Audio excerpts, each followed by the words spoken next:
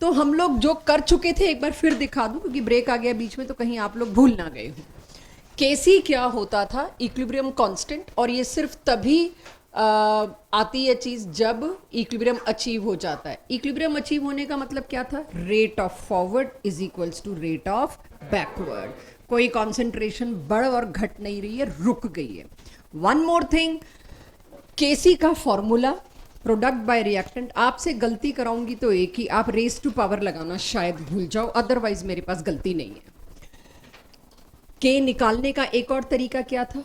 Rate constant of forward divided by rate constant of backward. और KP क्या था?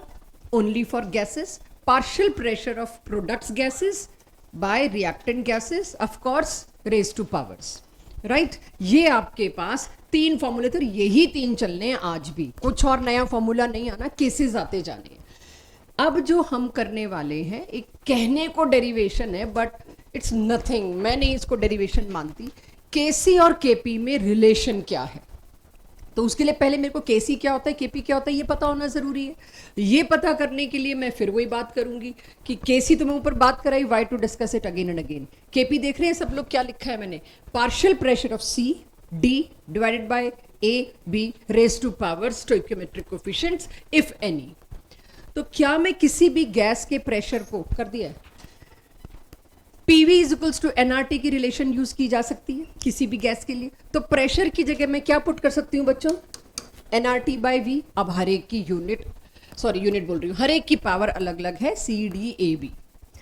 Now in all of this if I want to check one thing कि क्या मैं इसको थोड़ा सा मैथमेटिकली सिंप्लीफाई कर सकती हूँ, लेट्स डू इट। सिंप्लीफाई करने के लिए मैंने क्या किया, जो चीजें कांस्टेंट है, जो बदल ही नहीं रही रिएक्शन में, उनको एक साइड निकाल लेती हूँ। जैसे कि गैस कांस्टेंट आर, इसकी वैल्यू फिक्स्ड है। टेम्परेचर आपको पता है इक्विलिब्रियम अटेन ही नहीं हो सकता अगर आपने टेम्परेचर फिक्स नहीं किया, तो वो भी स्टेबल, मतलब एक रुकी हुई चीज है। पूरे रूम का temperature is constant. Test tube में आप क्या कर रहे हो वो अलग बात है, बट जिस रूम में आप हैं उसके टेम्परेचर को मैंने कांस्टेंट रखा हुआ है, तभी इक्विलिब्रियम आ सकता है। सराउंडिंग्स को मैंने सेम टेम्परेचर पे रोक रखा है, तो इट मीन्स ये भी कांस्टेंट, ये भी कांस्टेंट, राइट। आर और टी। अब आर और टी जब कांस्टेंट है तो ब्रैकेट से बाहर निकाल दो, क्योंकि वो चारों में दिख रहे हैं मेरे को और उनकी वैल्यू में रत्ती भर फर्क नहीं है। हर बार क्यों मल्टीप्लाई करूं आर और टी से? सो व्हाट आई डिड, हर जगह से R T R T R T R T बाहर निकाल दिया। बेस सेम है तो पावर को तो फिर एल्जेब्रिकली डील कर सकते। यहां और यहां से जो आर टी निकाला तो पावर्स क्या हो जाएंगी? ऐड। नीचे वाले आर टी को ऊपर ले जाएंगे तो पावर क्या हो जाती है? माइनस। तो नीचे वाले दोनों और ये ऊपर वाले दोनों। सिंस हम थर्मोडायनेमिक्स कर चुके हैं तो हमें एक कॉन्फिडेंस है, हमें पता है नंबर, ये जो सी डी ए बी क्या है इक्वेशन में? नंबर ऑफ मोल्स, प्रोडक्ट्स और रिएक्टेंट्स के, प्रोडक्ट्स के number of moles minus reactants के number of moles is what? Change in number of moles of gaseous products and reactants. Change क्या होता था? Final minus initial. तो thermodynamics में भी हमने डेल्टा एन जी यूज किया है, राइट। डेल्टा यू और डेल्टा एच की रिलेशन में delta N G is a familiar term. तो इस पूरे की जगह मैं डेल्टा एन जी लिख दूं, सीधे स्टोइकियोमेट्रिक कोफिशिएंट देखूंगी, gaseous products minus gaseous reactant, delta N g की वैल्यू। मेरे को बार बार ये करना ही नहीं है। यानी अगर मैं बात करूं केपी के इस फॉर्मूले की जगह मैंने आर टी और बाहर निकाल के आर टी का तो ये सॉर्ट कर दिया, पीछे क्या बचा? Number of moles by volume, number of moles by volume, number of moles by volume, number of moles by volume, यही बचा। पावर्स अलग अलग है इसलिए चारों को अलग लिखना पड़ा। Now I realise number of moles by volume तो कॉन्सेंट्रेशन होती है, तो ये तो concentration of products by reactant है। इस पूरे की जगह क्या लिख दूं? केसी। और उसकी जगह क्या लिख दिया? आर टी की पावर डेल्टा एन जी। ये रिलेशन अब हर एक के पास चौथा फॉर्मूला, कहने को चौथा फॉर्मूला, तीन ऊपर मैंने लिखी दिए। Fourth formula for the chapter comes is KP is equals to KC into R T की पावर डेल्टा एन जी।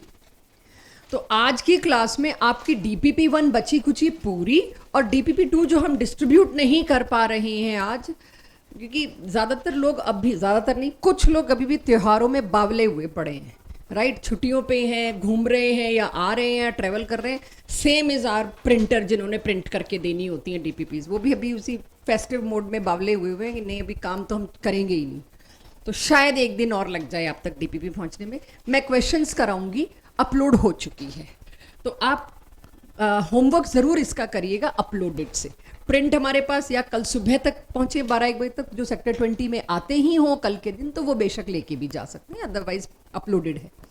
सो ये मेरे पास केसी और केपी की रिलेशनशिप आई, तो आज 2-3 क्वेश्चन जरूर ऐसे कराऊंगी जिसमें केसी केपी की रिलेशनशिप इस्तेमाल हो रही होगी, राइट। बट एक बार रिलेशनशिप मेरे दिमाग में आ गई, कुछ नहीं है, आपने इतने बड़े बड़े फॉर्मूले हैंडल कर लिए। KP is equals to KC R T की power delta N G. Done everybody. Now इस रिलेशनशिप को थोड़ा सा यूज करते हैं। कैसे इसको यूज करना है, क्योंकि मेरे को 1-2 यूज केस इसलिए दिखाने हैं, आर की वैल्यू क्या पुट करोगे, कहीं उसमें तो कोई गलती नहीं हो रही, ऐसी छोटी छोटी गलतियां, बाकी ये बहुत सिंपल पार्ट है। अगर मैंने आपको यहां पर एक इक्वेशन दे दी, तीनों गैसेस हैं, जितनी बार आज ये इक्वेशन आएगी शायद बार बार ब्रैकेट में गैस मैं ना लिखूं, अब तक मैं उम्मीद कर लूंगी बच्चों को पता है आयोडीन गैस है, हाइड्रोजन गैस है, उससे बनने वाला HI गैस है। ऑल्दो हमें हमेशा देना चाहिए, मतलब क्वेश्चन में हमेशा गिवन होगी स्टेट। नाउ इसका केपी और केसी की रिलेशनशिप दिख रही है सबको।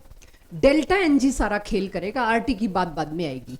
तो इसका डेल्टा एनजी क्या आ रहा है, प्रोडक्ट्स में भी 2 ही गैसेस के मॉलिक्यूल्स हैं, ये रहे 2 ही मोल्स हैं, और रिएक्टेंट में भी कुल मिला के 2 ही मोल्स हैं। 2 - 2 क्या हो गया, 0। जिस भी चीज की पावर 0 है वो क्या हो गया, 1। तो मेरे पास क्या बचा भाई, जो तुमने केसी दे रखा है वही केपी होगा। अभी तक भी लास्ट क्लास में और आज अभी तक मैंने के की यूनिट को लेके कोई बात नहीं करी, कर ही नहीं सकती, अभी थोड़ी देर में करूंगी। यहां एक समस्या आती है, भाई केसी की यूनिट तो अब मोल पर लीटर कह रहे हो और केपी की यूनिट शायद पास्कल्स हो एसआई में, how they both can be equal. I am not talking about unit अभी। तो केसी की वैल्यू और केपी की वैल्यू इस तरह के सभी केसेस में सेम आएगी जहां डेल्टा एन जी 0 होगा। हाँ, जहां डेल्टा एन जी +1 है वहां सेम नहीं आ सकती, -1 भी आ सकता है, -½ भी आ सकता है। अब तो आपको पता है delta N g fractional, 0, positive, कोई भी वैल्यू आ सकती है। इसी तरह से दूसरा केस, मुझे बताइए इसका केसी केपी की एक्सप्रेशन ठीक लिखा है मैंने, एक्सप्रेशन ठीक लिखा है, आदत डाल रही हूं -2 कुछ होता है। कल को मुझे इसे सॉल्व करना हो तो आरटी को नीचे ले जाके 2 कर दूं, इतना हैंडलिंग हो जाएगी। आरटी को नीचे ले गए तो -2 का क्या होना है, 2 हो जाना है। और फिर आपके लिए क्योंकि -2 पावर सॉल्व करनी कई बार मुश्किल है, कैसे करूं, तो नीचे ले जाके आप पावर 2 भी हैंडल कर सकते हो। तो वो सारी चीजें आपको मैथमेटिकली अब थोड़ी देर में मैं लेके जाऊंगी।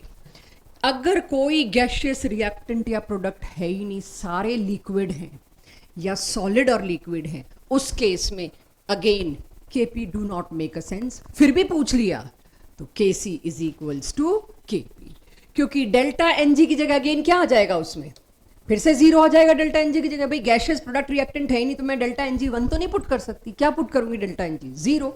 वहां भी केसी और केपी सेम होगा। तो फर्स्ट इवैल्यूएशन क्वेश्चन यहां से क्या आता है, इन सारों में से 15 केस दे दिए, अगर मैं नीट के पेपर की बात करूं 13 केस दे दिए, जेई एडवांस के पेपर की बात करूं 15-16 केस दे दिए, और पूछ लिया इनमें से किस किस का केसी और केपी सेम नहीं होगा, इक्वल। थोड़ा यूनिट्स के बारे में बात करते हैं, then we'll land up to the questions. Value and units of R. R की वैल्यू, आर की यूनिट क्या होती है, आपसे काफी चैप्टर्स में बात हो रखी है, मोल कॉन्सेप्ट में भी। Still to close it forever, आज के बाद कभी भी 12th में आपको पूछना ना पड़े आर की यूनिट क्या है, सारी पॉसिबल यूनिट और वैल्यू एक पेज पे ले आई। आर की यूनिट 8.314 जूल पर केल्विन पर मोल है, अगर क्वेश्चन में प्रेशर आप पास्कल में एक्सपेक्ट कर रहे हैं या पुट कर रहे हैं। यानी जहां आपने आर की वैल्यू ये रखी और उस क्वेश्चन में प्रेशर पूछा गया, आप प्रेशर का क्या एटमॉस्फेयर नहीं लगा सकते, एसआई यूनिट है। एसआई यूनिट में आर की वैल्यू क्या है, दिस। आप सोचो आर की वैल्यू निकालते कैसे होंगे, कहीं से कोई रटा रहा है, नहीं। PV is equals to NRT सुना है, PV is equals to NRT, वहां से आर क्या होगा, पीवी बाय एनटी। उस वक्त नंबर ऑफ मोल्स, अब फॉर 1 मोल निकाला जाता है अक्सर, तो उस वक्त टेम्परेचर की यूनिट, प्रेशर की यूनिट, वॉल्यूम की यूनिट, इन सबको हैंडल करके, अब जब आपको पता है वॉल्यूम किसका, 1 मोल गैस का, 1 मोल गैस का वॉल्यूम कितना पुट करूंगी, 22.4 लीटर्स। वगैरह वगैरह चीज़ें। तो वो सारी पुट करने के बाद मेरे पास ये आर की वैल्यूज आई हैं 8.314 इन एसआई। एसआई मतलब वॉल्यूम की यूनिट क्या होगी? Metre cube. प्रेशर की यूनिट पास्कल, टेम्परेचर की यूनिट केल्विन, और जो भी यूनिट्स यूज हों ये आपको ध्यान रखना है। देन कम्स, अगर प्रेशर की यूनिट, भाई मेरे को तो प्रेशर की यूनिट में कंफ्यूजन हो जाता है, फिर मेरे को सोचना है 12th में जाते ही फिजिकल केमिस्ट्री में प्रेशर मांगेंगे पहले ही चैप्टर में। 1 बार इज, हम अक्सर बोलते हैं ना 1 बार को 1 एटमॉस्फेयर अप्रोक्सीमेटली ले लो, बट कई जगहों पे आप नहीं लोगे, वो आपको बोला जाएगा। तो 1 बार इज 0.98 एटमॉस्फेयर। आज ये याद कर लो, बार बार इस पन्ने पे नहीं आना। और साथ ही साथ it is 10 to the power 5 pascals. Will make sure इस चैप्टर में इन यूनिट्स का यूज खूब आए ताकि आप 12th तक इसको लेके जा सके। नॉन एसआई यूनिट्स में क्या होती है? आर की वैल्यू 0.0831 जब प्रेशर बार में ले रहे हैं, अक्सर स्टैंडर्ड ये होता है। 0.0821 जब प्रेशर आप एटमॉस्फेयर में ले रहे हैं। If approximation is allowed then I can say 1/12 put कर सकते हैं। के की यूनिट, के इज एक्चुअली डायमेंशनलेस। जबकि अगर मैं लिखवाती हूं, बोलती हूं भाई के की कोई यूनिट नहीं है, तो पहला काउंटर मेरे पे आता है ऐसे कैसे नहीं है? जब आप केसी की वैल्यू पुट करते हो मोल पर लीटर, चारों प्रोडक्ट्स रिएक्टेंट्स या एक या दो रिएक्टेंट प्रोडक्ट में होती है, ठीक है, मान लिया होती है, ये कोई नोट करने वाली बात नहीं है। काउंटर दे रही हूं कि आपको शायद आज के बाद एक बारी को काउंटर आए। तो concentration of product bye reactant और उनके स्टोइकियोमेट्रिक कोफिशिएंट, यानी यूनिट किस पे डिपेंड करने वाली है? ए और बी पे। अगर दोनों ही स्टोइकियोमेट्रिक कोफिशिएंट 1 है तो कट जाएगा, तो के डायमेंशनलेस होगा। लेकिन जरूरी तो नहीं है। मैं रिएक्शन आपको दे रही हूं 2R गिव्स 1P, तब तो कुछ और ही सिचुएशन हो जाएगी। यहां वैल्यू क्या आ जाएगी 2, यहां वैल्यू क्या आ जाएगी 1, ये तो नहीं कटेगा, तो जी आप यूनिट डिस्क्राइब कर दोगे। अगर मैंने प्रोडक्ट की पावर 1 रखी है तो ऊपर यहां पर 1 लगा, प्रोडक्ट का कोफिशिएंट 2 है, नीचे 2 लगा, अब तो नहीं कट रहा। तो कहीं पर तो के डायमेंशनलेस है, कहीं पर के विद डायमेंशंस है। बट क्यों मैंने के को डायमेंशनलेस कहा है? क्यों नहीं यूनिट आप कभी भी गलती से नहीं लिखोगे, हम देंगे, लेकिन we will give you unit in every question. K की यूनिट दे रही, क्योंकि क्लेम मत करना मैं भी दे दूं। आपको क्या पता चलेगा क्वेश्चन में समटाइम्स कुछ है इशू। के को डायमेंशनलेस इसीलिए एक्सप्रेस किया जाता है क्योंकि आपको याद हो जब हमने इक्विलिब्रियम के शुरू किया था उस दिन, वहां क्लियरली एक बात हुई थी, ये एक्टिव मासेस हैं। एक्टिव मासेस, अगर मैं originally law of mass action लेके आऊं जिससे लॉ ऑफ केमिकल इक्विलिब्रियम आया, तो उसमें क्या था? Rate of forward reaction depends on active mass of reactants. Active mass express करना मुश्किल था, उसको मैथमेटिकली कन्वर्ट करना मुश्किल था, इसीलिए उसकी जगह हम लोगों ने क्या लेना शुरू कर दिया? मोल पर लीटर, मोलैरिटी। एक्टिव मास की कोई डायमेंशन नहीं थी, इसलिए के की भी कोई डायमेंशन नहीं है। के तो सबसे पहले आपके पास डीपीपी जा चुकी है। एंड आप मुझे बताइए, क्या ये क्वेश्चन उस दिन डिस्कस हुआ था? नहीं हुआ था, एक बार भूल जाते हैं जरा। ये जो एक हफ्ते बाद लगभग आए हैं उसको हम रिवाइव करने के लिए एक क्वेश्चन जरूर लेंगे। अगर इक्विलिब्रियम के वक्त मेरे को तीनों चीजों की कॉन्सेंट्रेशन दी है तो क्या मैं केसी निकाल सकती हूँ? एवरीवन, जस्ट आपको एक तरह से लास्ट क्लास रिवाइव करने के लिए दिया कि ये हमने कर लिया था, क्योंकि अब जो क्वेश्चन आएंगे फिर उसमें आप अड़ नहीं सकते हमने लास्ट क्लास में किया था कि नहीं। एक आपको इक्वेशन दे रखी है, उसका केसी ऑलरेडी गिवन है with dimension, so no challenge कि आपने डायमेंशन क्यों दे दी। ठीक है, आपके पास केसी दिया हुआ है, आपको केपी निकालना है। Very plain question, if possible do it, और फिर यहां से आंसर मैच करना। मैं अभी मैच नहीं कराना चाह रही, जो final answer I want you people to calculate and match it. या क्वेश्चन में यही देखना है टी कैसे लिया और आर कैसे लिया। कोई सलाह देगा आर मैंने कैसे चूज कर लिया 0.082? देखो प्रेशर का तो यहाँ कोई मामला नहीं है, इसलिए प्रेशर की तो टेंशन लूंगी नहीं, लेकिन मुझे पता है केसी की डायमेंशन क्यों दी है, लीटर। भाई आर कौन सा लेने वाले हो तुम लोग, वो बताने के लिए। जब मैंने केसी की डायमेंशन दे दी तो मैंने बात कर ली मैं नॉन एसआई यूनिट में चल रही हूँ। नॉन एसआई यूनिट में चल रही तो 1/12 लोगे आप आर। मैंने यहाँ 0.082 लिखा है, 1/12 भी ले सकते हैं। Right, good question. सो यही चीजें ऑब्जर्व करवाने के लिए ये क्वेश्चन लाई थी। अब इस क्वेश्चन में फाइनली तो क्या पूछा गया है? केपी पूछा है। तो अगर मैंने यहाँ पर आर लिया 0.082 पुट करने के बाद, सॉल्व करने के बाद जो केपी आया है उसकी यूनिट चाहिए मेरे को आप लोगों से। ये किस यूनिट में आया है? 0.082 एटमॉस्फेयर की बार। अगर मैं पूछ रही हूं तो आप ये नहीं बोलोगे डायमेंशन लेस है। Again I am asking you because मुझे पता है आप कहां फंसने वाले हैं। तो इसकी यूनिट क्या दूं? अब क्वेश्चन नंबर 5 मेरे को एक बार कराने दीजिएगा। शायद कर चुके हैं चेक। ये तो 2.80 वाला हो गया था, तो इसको भी हमें करने की जरूरत नहीं है। ये लास्ट क्लास में टोटल प्रेशर वाला डाल्टन्स लॉ इसी के लिए कराया था मैंने। नाउ इस क्वेश्चन के लिए आपको ये क्वेश्चन 12th देखना, कोई खुद से कर सके तो वेल एंड गुड, डाउट आए तो मैं वेट कर रही हूँ। क्वेश्चन 12th आप सबके पास डीपीपी है। I come to your copies to see what you are doing. आप कैसे भी करिए सॉल्व, मुझे उससे कोई दिक्कत नहीं है। रफ में करो, फेयर में करो, स्टेप्स लिखो ना लिखो, आई डोंट केयर। अपने केपी सर्टेनली जो भी मैंने निकाला है शायद इसी के आसपास आया हो। माई पॉइंट इज आर की जगह क्या यहां मैंने क्या पुट किया है? 1/12 होना चाहिए। टी की जगह क्या पुट करूं? 3000 दे रखा है। ओके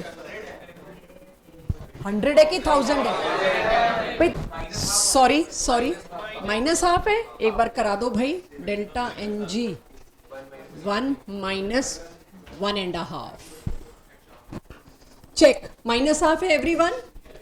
तो केपी केसी में इससे ज्यादा एक्सपोजर देना मुझे नहीं लगता बनता। स्कूल में आता है ये क्वेश्चन। तो केपी केसी का फॉर्मूला एंड एवरीथिंग आपको दे दिया, यूसेज दे दिया, आर की आदत डाल दी। अब आ जाते हैं कुछ अच्छे डिफिकल्ट क्वेश्चंस पर। ये एनसीईआरटी बैक एक्सरसाइज के क्वेश्चन है, आपकी डीपीपी का क्वेश्चन नंबर 21। अगर मैं इस क्वेश्चन को पढ़ूं, पहले इत्मीनान से, साइलेंस से इस क्वेश्चन को पढ़िए। At a certain temperature total pressure इतना है एक मिक्सचर का, कंटेनर का, जिसमें आयोडीन के वेपर्स 40% बाय वॉल्यूम है ऑफ आयोडीन एटम्स। तो ये क्या इंफॉर्मेशन है, इसको किस तरह से मैं कंक्लूड करूं वो दिखाना है। साथ में क्वेश्चन में ये इक्विलिब्रियम भी दे रखा है कि this I am talking about this equilibrium. इसमें कहा गया टू आयोडीन के, आयोडीन मतलब I2, iodine vapour contains 40% of volume of iodine atoms. यानी पूरा उसके अंदर जो वॉल्यूम है उसका 40% हिस्सा इसने घेर रखा है आयोडीन एटम्स ने। राइट आयोडीन एटम्स ने कितना हिस्सा घेर रखा है? 40%। अगर मेरे पास ये इंफॉर्मेशन है बस इतनी और केपी मांगा है तो लेट मी थिंक। पहले तो मैं लिखूंगी, मुझे कुछ समझ नहीं आ रहा केपी का फॉर्मूला। पहले तो लिखा मैंने केपी का फॉर्मूला, प्रोडक्ट्स का प्रेशर बाय रिएक्टेंट का, और ये इसके ऊपर पावर 2 और 1। इसके बाद मेरे को सबसे बड़ी दिक्कत है आयोडीन का प्रेशर, और ये दोनों प्रेशर ही नहीं दिए। अगर इन दोनों में से कुछ भी दे देते तो कुछ ना कुछ जुगाड़ में करती, लगाती और केपी निकालती। यानी मेरे पास ना तो ये क्लियरली दिख रहा है, ना ये दिख रहा है, ना ये दिख रहा है। ये तो पूछ ही लिया है। आई होप क्वेश्चन में केपी ही पूछा है। अब मैं इसको कैसे रेडी करूं, क्या करूं? यहां एक नया फॉर्मूला आपको इंट्रोड्यूस किया जा रहा है जो क्लास 12th में बहुत एक्सप्लॉइट किया जाएगा पहले ही चैप्टर से। अब तक आप लोगों को मैंने प्रेशर पे क्या बताया? पार्शियल प्रेशर किसी भी गैस का क्या होता है? अगर मैं बोलती हूं इस वक्त जो एटमॉस्फेयर आपके चारों तरफ है, इसमें नाइट्रोजन का पार्शियल प्रेशर इतना है, मतलब सिर्फ नाइट्रोजन नहीं है, और भी गैसेस हैं। ऑफ कोर्स O2 भी है, N2 भी है। उसमें से N2 का हिस्सा जो है उसको कहते हैं पार्शियल प्रेशर, O2 के हिस्से को कहते हैं उसका पार्शियल प्रेशर। तो जब मेरे को पार्शियल प्रेशर निकालने की बारी आती है तो लास्ट क्लासेस से हम एक चीज यूज कर रहे हैं, बाकी सारे प्रेशर्स को माइनस कर दो, टोटल में से बचा कुचा प्रेशर उस तीसरी गैस का होगा। लेकिन पार्शियल प्रेशर निकालने का एक और फॉर्मूला है, जब आप 12th में जाएंगे तो इसका नाम होगा इस लॉ का। और जो लोग एनामस्ती करेंगे शायद एक आधी जगह राउल्ट्स लॉ, हेनरी लॉ मिले, उस नाम को इग्नोर कर देना। 12th क्लास का पहला चैप्टर ही राउल्ट्स लॉ पे है पूरा, तो ये वहीं से आया है राउल्ट्स लॉ से। किसी भी गैस की वजह से लगने वाला partial pressure is total pressure का कौन सा हिस्सा जितना उसका मोल फ्रैक्शन है। क्योंकि मोल और प्रेशर तो एक ही बात है। मोल मतलब क्या है? गैस के ज्यादा मोल्स डाल रहे हो तो गैस का उतना ही ज्यादा प्रेशर लगेगा, कम मोल्स डाल रहे हो तो उतना ही कम प्रेशर लगेगा। बड़ा ऑब्वियस सा है ये, इसीलिए 11th में डाल दिया। क्या ऑब्वियस है?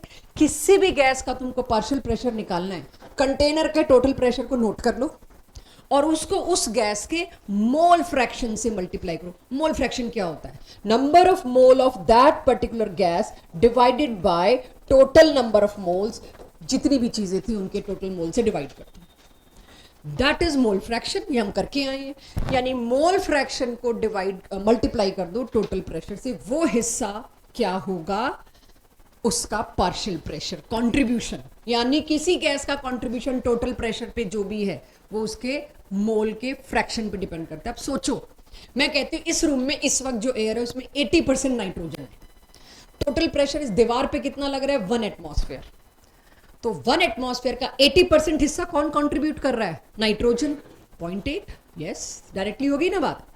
नाइट्रोजन गैस का पार्शियल प्रेशर कितना होगा इस दीवार पे? 0.8। क्यों 0.8? भाई यहां इस वक्त एयर में 80% नाइट्रोजन है, टोटल प्रेशर 1 एटमॉस्फेयर है।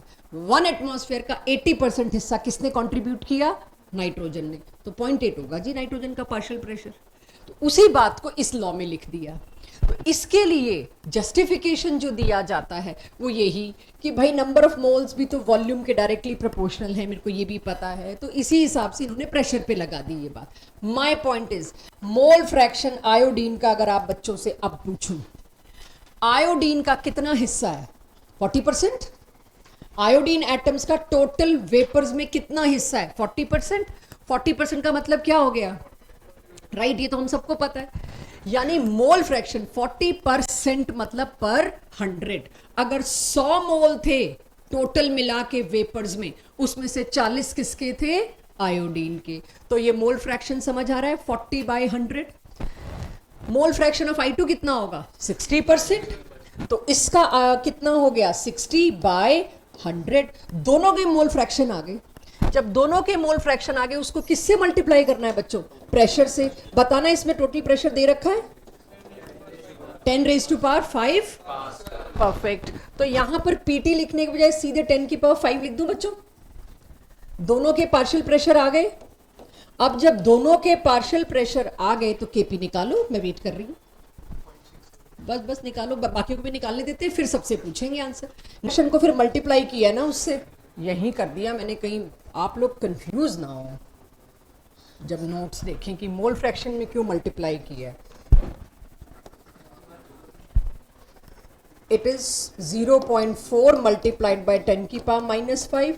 इट इज 0.6 इंटू 10⁻⁻5 है कि 5 है? ओके, ठीक है। अब आपको केपी जो मिला इससे कितना आया बच्चों? 2.66 इंटू 10⁻। तो केपी आया। यहां सिर्फ मुद्दा था, तो यानी अब पार्शियल प्रेशर वाले क्वेश्चन 12th तक जाएंगे, बाकी कोई नहीं जाएंगे।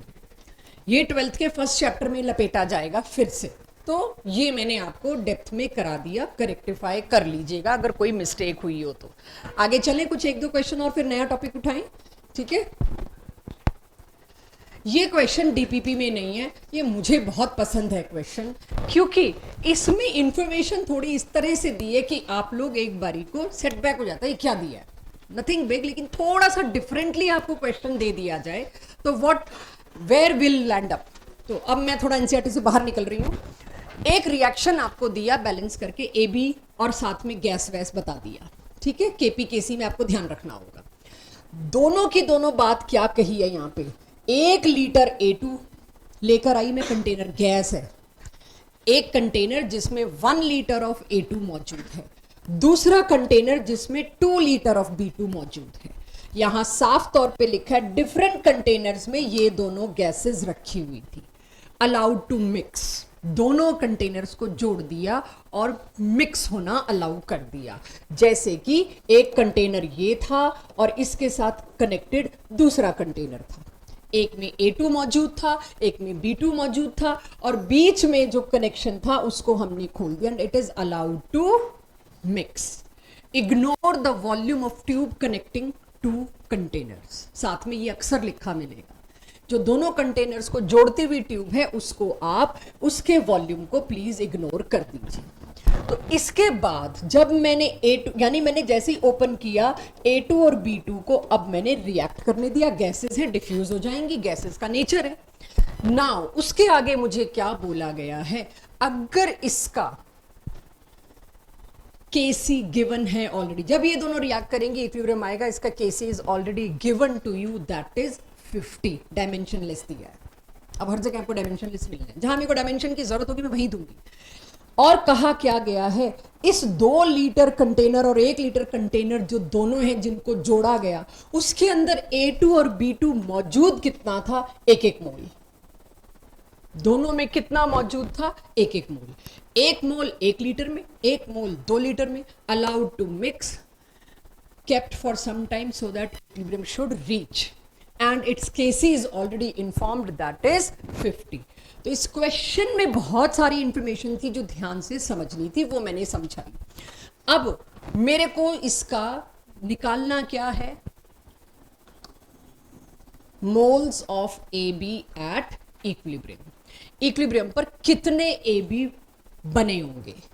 तो अब असली तो इंफॉर्मेशन क्वेश्चन की थी, इनिशियली A2 के कितने मोल थे, A, B2 के कितने मोल थे, 2, सॉरी, तो मेरी इंफॉर्मेशन में यहां मुझे 2 लिखना चाहिए, if I am giving you 2, right. इसके कितने मोल्स थे, 2, बनता भी है, दोनों 1-1 देके क्वेश्चन इजी हो जा रहा था। ये थे मोल्स, इधर कितने जाएंगे, 0, क्यों, इनिशियल, जब रिएक्शन स्टार्ट नहीं हुआ, जब मैंने उसको कनेक्ट नहीं किया दोनों कंटेनर्स।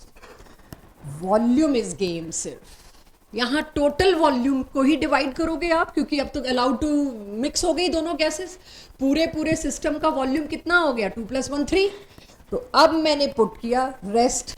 एक बार और, जिन लोगों को ये x और 2x में कंफ्यूजन होती है उनके लिए स्टोइकियोमेट्रिक कोफिशिएंट क्या है बच्चों, 1 और 1, इसका 1 रिएक्ट करेगा तो इसका भी 1 ही रिएक्ट करेगा, और ये क्या बनाएगा, 2। तो इसके 1 में से कितना गया, x। इसको 2 क्यों लिया मैंने, किसी ने मेरे से आज आके डाउट भी पूछा, इसको 2 क्यों लिया मैंने, 2 में से भी x जाएगा, 2 मैंने नहीं लिया, कंटेनर ने 2 दिया है, it's not in my control, initial concentration दे रखी है 2, तो 2 से क्या जाएगा, x, यहां क्या बनेगा, 2x, उसको किससे डिवाइड करेंगे, वॉल्यूम 3। अब आपके सामने इक्वेशन है, आपको Kc गिवन है, अगेन क्वाड्रेटिक बनी तो 2 वैल्यूज आएंगी, आपको पता लग जाएगा कोई एक वैल्यू एक्सेप्टेबल होगी, दूसरी एक्सेप्टेबल नहीं होगी, मे बी पॉजिटिव नेगेटिव, और हो सकता है इनिशियल से ही ज्यादा आ रही हो, तो इनिशियल से ज्यादा तो x हो नहीं सकता है। This, have a look and tell me if somewhere you find it difficult. इसके बाद सॉल्व करना, मैथमेटिक्स आपका काम। तो x अगर मेरे पास आ गया, इसमें एक और गलती, और आप लोग करेंगे, जब भी मैं चैलेंज देती हूँ कि ये क्वेश्चन आपसे गलत होगा, यही सोच के देती हूँ कि बच्चे का माइंडसेट ऐसा ही होता है। इतने में हम थक लेते हैं, हम अपने आप के लिए खुश हो लेते हैं, हम वहां तक पहुंच गए, तो सामने वाले को भी पता है बच्चा इस जगह आके खुश होएगा, और खुश होते ही गलती होगी। वो क्या खुश होएगा, x आ गया 0.93, और आंसर इज 0.93। पूछा क्या है, AB कितना, 2x, मात्र 2 से मल्टीप्लाई करने के बजाय आप 0.93 आंसर रिपोर्ट करोगे, और आंसर पूछा क्या है, AB कितना, और AB कितना प्रोड्यूस हुआ है, x नहीं, ये आपका 2x। अब एक और क्वेश्चन, ये मैं उम्मीद करती हूं खुद किया जा सकता है, मैं वेट कर रही हूं, मैं उम्मीद कर रही हूं कि आप ट्राई कर लोगे, खुद हो जाएगा। मतलब कंटेनर में 1 मोल ऑफ प्योर अमोनिया डाल दिया गया और उसको थोड़ी देर छोड़ दिया गया, इक्विलिब्रियम रीच्ड, और जब उसको चेक किया गया इक्विलिब्रियम मिक्सचर को, तो उसमें पता चलता है इतना H2 है, कितना, 1 में से 0.3 गया। अब पूछा है बाकी दोनों की कितनी कॉन्सेंट्रेशन होगी, बताइए। ये ओरल क्वेश्चन है कायदे से, थोड़ा सा पुश करो अपने दिमाग को। जब तक आप ये चीज लिखने की आदत नहीं डालोगे या सोचने की, इस चैप्टर का कोई क्वेश्चन हो नहीं सकता। It is just mental ability.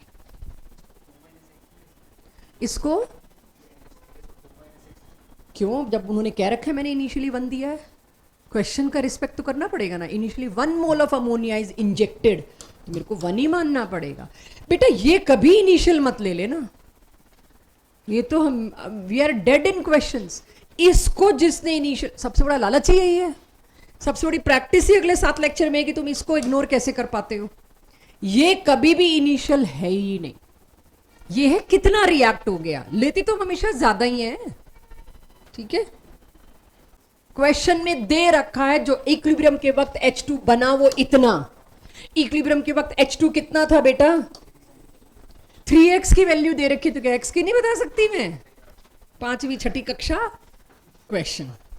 This yellow part and this white part, KP निकालो। टोटली ओरल बेसिस पे भी हो सकता है, बट ठीक है, ओरल में आपको ना हैंडलिंग हो 500 700 वैसे दिक्कत तो नहीं है, स्टिल नहीं ओरल नहीं है, सॉरी, करना पड़ेगा, माय बैड, करना पड़ेगा, वो पूरी लाइन लिखनी पड़ेगी। इनिशियल अगर इतना है, इसमें से कितना गया और प्रोडक्ट कितना बना, वहां तक पहुंचो, बाकी मैं कराऊंगी। हर जगह यही 12th में यही मिलेगा, पूरी एनसीईआरटी में सिंबल स्मॉल पी, आपका एक्स नहीं चलेगा। फर्स्ट डे भी बताया था, एक्स की जगह बदलती जाएंगी चीजें, बस टाइप ऑफ न्यूमेरिकल्स बदलते जाएंगे, धीरे धीरे इसकी जगह स्मॉल एच आएगा, स्मॉल एस आएगा, बस यही सब आता रहेगा। ये पूरे चैप्टर में ये लाइन सेम है। तो शुरुआत में प्रेशर कितना, 500 मिलीमीटर Hg, थोड़ी देर बाद इक्विलिब्रियम होने पे -P, यहां तक एवरीबॉडी एग्रीज। पूछा क्या था, Kp। सीधे सॉल्यूशन पे जाने का मतलब होता है चीटिंग, खुद करने का मतलब होता है, पहले सोचो क्या पूछा है। मेरे से पूछा है Kp, Kp क्या होगा, pressure of products divided by pressure of reactants. अब इसमें प्रोडक्ट्स कितने हैं, 2, और रेज टू पावर 1 है तो कोई चक्कर ही नहीं। इसका pressure, sorry, partial pressure is always small p, कोई पावर का चक्कर नहीं। अब मैंने नीचे सब्सक्रिप्ट नहीं लिखा कि वो ए बी का है, वो बी का है, वो आप खुद देखेंगे अभी हम। मेरे पास तीनों के प्रेशर आ जाएंगे, अगर कोई स्मॉल p बता दे तो बस आ जाएंगे। स्मॉल p निकालने का क्या मतलब है, एट इक्विलिब्रियम कंटेनर में ये तीनों गैसेस मौजूद थी।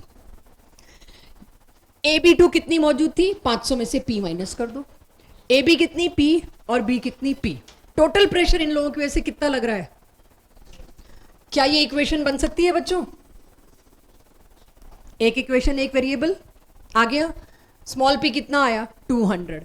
अब तुम यहां पर क्या पुट करोगे, इन दोनों जगह तो 200 ही आएगा बच्चों, और नीचे क्या आएगा 500 में से क्या माइनस करना है, क्या लिखूं, चलो ये तो आता है हमको, अब ये कर लेंगे। आ गया कि एक AB2 से एक AB बना, एक B बना, तो PAB2 से P ही AB बने होंगे, P ही B बनेंगे। बारी बारी सारे ये कर रहे हैं, कभी कोई कभी कोई कभी कोई, मेरे लिए बड़ी मुश्किल है, बट प्लीज इसको समझ जाइए। ये हो चुका है, देखिए ना, निकाल के दो KP, चेक। मेरा मकसद ये दोबारा लाने का एक ही है, वो P की आदत डालना। ये जितनी बार देखोगे उतनी बार समझ आएगा। इस क्वेश्चन में मैं इनिशियल प्रेशर आपको दे रही हूं 1 एटमॉस्फेयर, DPP का नहीं है। Just I am exposing these question to you a lot. आदत पड़ जाए इसकी कि कैसे करते हैं, आई थिंक हो जाएगा, कोई मुश्किल तो है नहीं। आपको टोटल प्रेशर जब दे देते हैं फिर तो बात ही खत्म कर दी। टोटल प्रेशर का मतलब क्या होगा, दिस, अब उसमें आपको पता है ये और ये वैसे ही कट जाना है। टोटल प्रेशर इज 1 + P, तो P आ गया। अब आप DPP1 पूरी कर सकते हैं। डाउट्स इक्का दुक्का आएंगे, जो मैं उम्मीद कर रही हूँ, एक क्वेश्चन तो मुझे पहले ही पता है कौन सा आने वाला है, वो आप डाउट सेक्शन में लेंगे। अब मेरे को सारे जरा यहाँ चाहिए, और खासकर जो लोग आज ट्रैवल करके आए थोड़ी नींद में हैं, वो लोग मुझे एक्टिव चाहिए। केमिकल इक्विलिब्रियम का आखिरी टॉपिक ले रही हूँ, एप्लीकेशन ऑफ K। जितना बच जाएगा वो अगली क्लास में होगा, और उसी के साथ साथ आयनिक इक्विलिब्रियम शुरू हो जाएगा।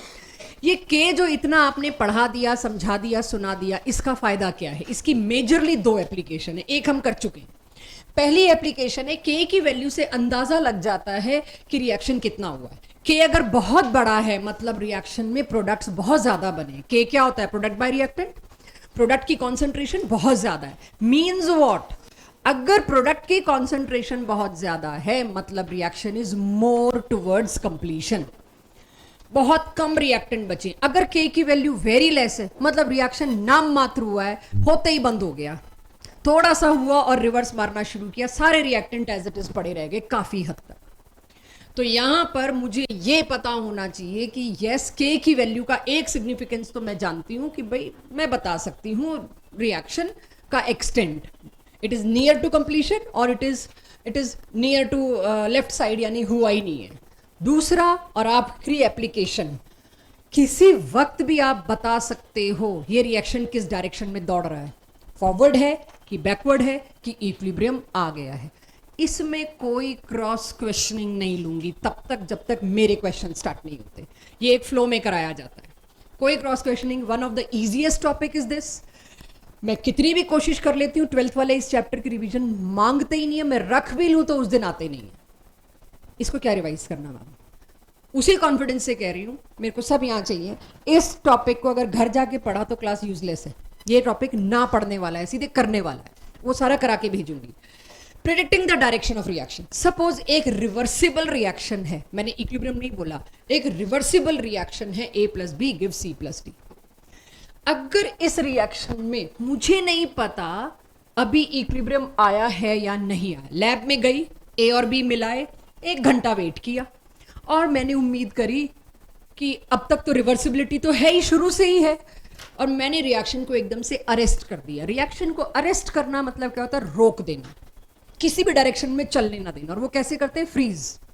मैंने रिएक्शन मिक्सचर में से 5 ml टेस्ट ट्यूब में एक निकाल के सीधे फ्रीजर में डाल दिया। उसका क्या मतलब है? अब रिएक्शन अरेस्ट हो गया। अब फ्रीजर में डालने का मतलब है उसका फीजेबल टेम्परेचर मैंने खत्म कर दिया, चीजें जम गई, रिएक्शन बंद। अब मैं चेक करूंगी उस वक्त उसमें कितना C, कितना D, कितना A और कितना B था, निकाल के लाऊंगी वैल्यूज और पुट करूंगी। At any time I am not sure equilibrium is reached और not, rather I am asked क्या 1 घंटे बाद इक्विलिब्रियम आ गया होगा? Let's check. मैं इसकी कॉन्सेंट्रेशंस पुट करूंगी, जो भी रेज टू पावर जरूरत हुई वो लगाऊंगी, कैलकुलेट करूंगी और बोलूंगी जी वैल्यू तो आई है Q। इस वैल्यू को मैं क्यों बोल रही हूं, K क्यों नहीं बोल रही? आई एम नॉट श्योर इक्विलिब्रियम आया कि नहीं। It is just a reaction question. आज दोबारा कोई ये सवाल ना पूछे मैम आपने K क्यों नहीं लिखा। K कब लिखते हैं? जब इक्विलिब्रियम आ जाता है। जब से चैप्टर शुरू है पहली लाइन यही है, इक्विलिब्रियम आ जाए उस वक्त का ratio of these concentration is called as K। अगर इक्विलिब्रियम नहीं है, आई एम नॉट श्योर, तो मैं इसको K तो नहीं बोल सकती, ये क्या होगा? Q। इसको कॉन्सेंट्रेशन कोशेंट बोल देते हैं, दैट्स वाई Q। तो ये Q है, इट इज नॉट K। अब मैं गई निकाल के ये सब Q लेके गई, अब प्रैक्टिकल कॉपी में प्लेन पेपर वाली साइड काम शुरू किया। 1 घंटे बाद वैल्यू आई Q। इस रिएक्शन की ऑलरेडी K दे रखा है मुझको, suppose 7 dimensionless. If Q is equal to 7 what will I say? ये तो इक्विलिब्रियम आ गया था। Please don't write Q, write it K, equilibrium is achieved. If not equal to K तो या तो Q बड़ा आएगा 7 से या Q छोटा आएगा।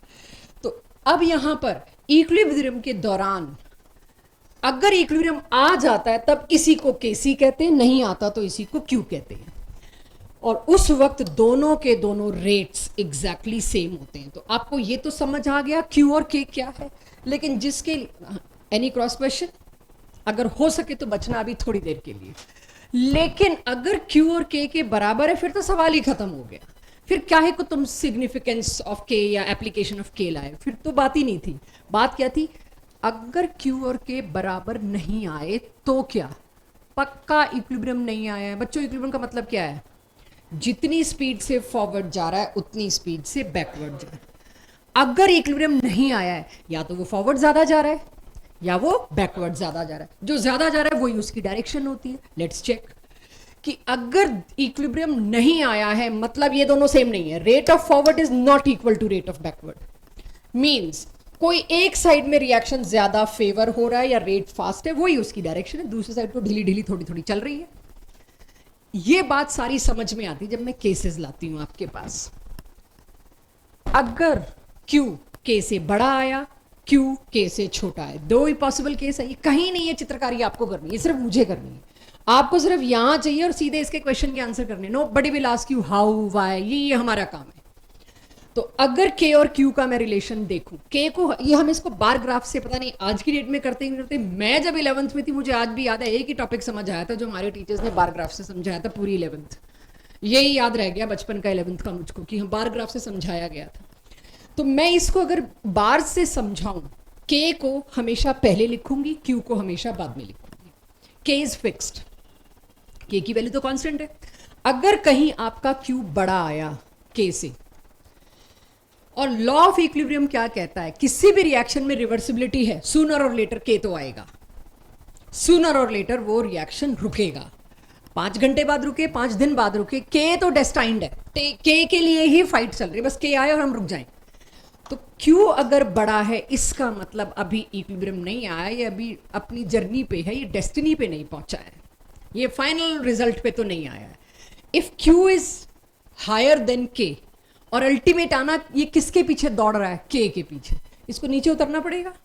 नीचे उतरने का मतलब क्या है, बैकवर्ड, वापसी कर रहा है, ये हायर वैल्यू से लोअर लेवल की तरफ आना मतलब वापसी कर रहा है। जब भी क्यू बड़ा होगा हमेशा उसको पीछे लौट के आना पड़ेगा के पास, यानी रिएक्शन आप थोड़ा ज्यादा भगा गए हैं किसी वजह से, अभी रिएक्शन पीछे आना रहता है, अभी फॉरवर्ड ज्यादा हो गया, बैकवर्ड शुरू ही हुआ था कि आपने अरेस्ट कर दिया, इसका मतलब अभी तो ये बैकवर्ड जाएगा, इक्विलिब्रियम तो भूल जाइए। इस वक्त डायरेक्शन मोर बैकवर्ड होगी, फॉरवर्ड अब रुक जाएगी, रुक चुकी है या बहुत धीमी हो चुकी है। अगर किसी को इस बार ग्राफ से नहीं समझ आती बात, लॉजिकल बात समझ आती है, तो लॉजिकल पे आते हैं। मान लीजिए क्यू बड़ा है, यही मान रही हूं मैं पहली कंडीशन, क्यू जो आया 7 से बड़ा आया, केस रिएक्शन का था 7 और क्यू कितना आया 15, तो कह सकती हूं अब अल्टीमेट रिएक्शन का टारगेट क्या है, टू रिड्यूस क्यू टू के। अब उसको क्यू को रिड्यूस करके के पे पहुंचना है। रिड्यूस क्यों करना है भाई, क्यू आ गया आपका 15, के था 7, I have to go to 7, मेरी तो लाइफ की डेस्टिनी ही 7 है, मेरे को नहीं चाहिए था 15। रिएक्शन तब तक नहीं रुकेगा जब तक वो 7 पे नहीं आएगा, तुम कुछ ही कर लो। तो इसका मतलब क्यू को कहां रिड्यूस होना है, 7 पे। अब क्यू को अपनी कॉन्सेंट्रेशन कम करनी है तो किस चीज को कम करेगा बच्चों, किस चीज को कम करेगा, प्रोडक्ट को। भाई उसको तो प्रोडक्ट को कंज्यूम करना पड़ेगा, मेरे को 15 नहीं चाहिए, मेरे को 7 चाहिए, तो उसको 15 नहीं चाहिए 7 चाहिए, तो उसको ये कम करके ये बढ़ाना पड़ेगा। दोनों बात कह सकते हो, मैंने प्रोडक्ट बोल दिया, आप रिएक्टेंट बोलते हो, तो मैम रिएक्टेंट बढ़ा रहे हैं ना, हाँ रिएक्टेंट बढ़ा सकते हो। प्रोडक्ट कब कंज्यूम होता है, जब रिएक्शन बैकवर्ड भागता है। प्रोडक्ट कम करना इस वक्त रिएक्शन का अल्टीमेट टारगेट है, यानी जिस वक्त आपने रिएक्शन उठाया है उस वक्त इक्विलिब्रियम नहीं आया, अभी प्रोडक्ट जरूरत से ज्यादा बने हुए थे, प्रोडक्ट शुरू ही हो रहे थे रिएक्टेंट में बनना, कि तुमने रिएक्शन को फ्रीज कर दिया, अभी तो असली बैकवर्ड चलना है जी, फॉरवर्ड तब रुकने वाला है। तो यानी इस वक्त रिएक्शन की डायरेक्शन क्या होगी, बैकवर्ड। अगेन ऑपोजिट केस, अगर क्यू छोटा है के से, 7 था अल्टीमेट टारगेट और है 5, तो 5 क्यू को क्या करना है, क्यू जिसकी वैल्यू 5 है उसको किसी तरह से बढ़ के 7 तक जाना है। बढ़ने का मतलब क्या है, प्रोडक्ट बढ़ाओ, रिएक्शन इस वक्त पूरी कोशिश में बस कुछ करके मेरे को प्रोडक्ट बढ़ाने, प्रोडक्ट बढ़ाने का मतलब क्या है, कहां भाग रहा है, फॉरवर्ड। आपकी मर्जी है, आप लॉजिकल जाएं, आपकी मर्जी है इस ग्राफ से जाएं। अब तो एनसीईआरटी में आ गए हैं बारग्राफी, ये प्रॉपर एनसीईआरटी में ऐसे ही बॉक्स में बना के दे रखा है। क्यू कभी भी रुकता नहीं है, रुकता कौन है, के।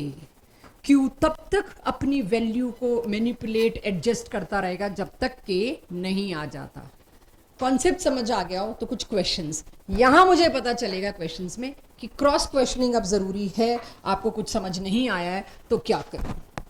फर्स्ट क्वेश्चन, मैं आपको कहती हूं एट एनी टाइम, अब देखो इक्विलिब्रियम उड़ा दिया मैंने, at time T, I don't know equilibrium आया कि नहीं, एट टाइम टी मैंने चारों देखे इतने। कई बार बच्चे ऐसा भी डाउट लाके देते हैं मेरे को, मैम प्रोडक्ट की कॉन्सेंट्रेशन आप ज्यादा कैसे बता रहे हो और ऊपर से कह रहे हो वो फॉरवर्ड जाएगा, समथिंग लाइक दैट। आपको एक बात नहीं भूलनी, आपको नहीं पता reaction can be achieve from either side. मैंने ये सामान डाल के रिएक्शन अचीव किया हो, ना कि ये डाल के।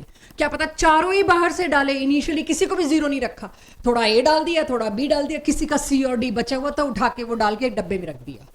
इनिशियली चारों भी ले सकती हूं मैं, राइट, इनिशियली चारों भी ले सकती हूं। तो उस पर बिल्कुल मत जाना कि आपका कॉम्बिनेशन ऑफ कॉन्सेंट्रेशन मेरे को समझ नहीं आया, उस पर बिल्कुल नहीं जाएंगे।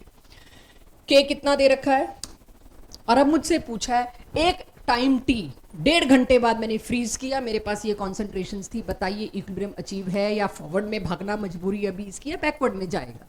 सबसे पहला काम क्या करूंगी, क्यू निकालूंगी। देखिएगा क्यू कितना आया, बहुत ईजी सा चूज कर रखा है आपको कॉन्सेप्ट समझाने के लिए, 2.5। 2.5 के से बड़ा है छोटा है, छोटा है, छोटा है क्यू। अभी उसको अभी किसको अचीव करना है, के को। के को अचीव करने के लिए उसको अपने प्रोडक्ट्स बढ़ाने हैं, प्रोडक्ट्स बढ़ाने हैं मतलब, तो डायरेक्शन प्रिडिक्ट हो गई। ये वाली ही डीपीपी है जो प्रिंट होके नहीं आ पा रही है, वरना आज देनी थी, जो अपलोड हो चुकी है। ये फॉरवर्ड बैकवर्ड डायरेक्शंस पूछी हुई है उसमें, 50% क्वेश्चन तो इसी पे है। तो हो जाएगा, एक दो केसेस और पूछूं, अब इतने प्लेन नहीं। I need answer, direction. Q1 आएगा,